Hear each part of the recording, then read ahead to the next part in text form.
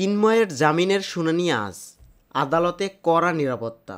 রাষ্ট্রদ্রোহ মামলায় গ্রেপ্তার বাংলাদেশের সম্মিলিত সনাতনী জাগরণ জোটের মুখপাত্র চিন্ময় কৃষ্ণ দাসের জামিন শুনানি হবে আজ।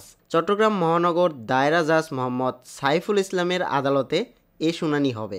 তবে মিস কেস হিসাবে শুনানিতে চিন্ময়কে আদালতে তোলা হবে না। তারপরও আদালত তার সমর্থকেরা যাতে কোনো প্রকার বিশৃঙ্খলা করতে না পারে এজন্য কড়া ব্যবস্থা নেওয়া হয়েছে। আদালত সূত্রে জানানো গেছে, গত ২৬ নভেম্বর ম্যাজিস্ট্রেট আদালতে চিন্ময় দাসের জামিন না মঞ্জুর করা হলে ওই দিনেই চট্টগ্রাম মহানগর দায়রা জজ আদালতে আবেদন করা হয়। ওই আবেদনের শুনানি অনুষ্ঠিত হয় ৩ ডিসেম্বর। কিন্তু ওই দিন চিন্ময়ের পক্ষে কোনো আইনজীবী আদালতে উপস্থিত ছিলেন না। পাশাপাশি রাষ্ট্রপক্ষেরও কোনো শুনানির জন্য সময়ের আবেদন করেন। এসবের পরিপ্রেক্ষিতে আদালত জামিন শুনানির জন্য ২০২৫ সালের ২ জানুয়ারি দিন ধার্য করেন। কিন্তু ১১-১২ ডিসেম্বর ঢাকা থেকে রবীন্দ্র ঘোষ নামে এক আইনজীবী এসে চিন্ময়ের জামিন শুনানির তারিখ এগিয়ে আনার জন্য আবেদন করেন। কিন্তু যথাযথ প্রক্রিয়ায় আবেদন না করায় আদালত নাকচ করে দিয়ে পূর্ব নির্ধারিত তারিখে জামিন শুনানির দিন রাখে।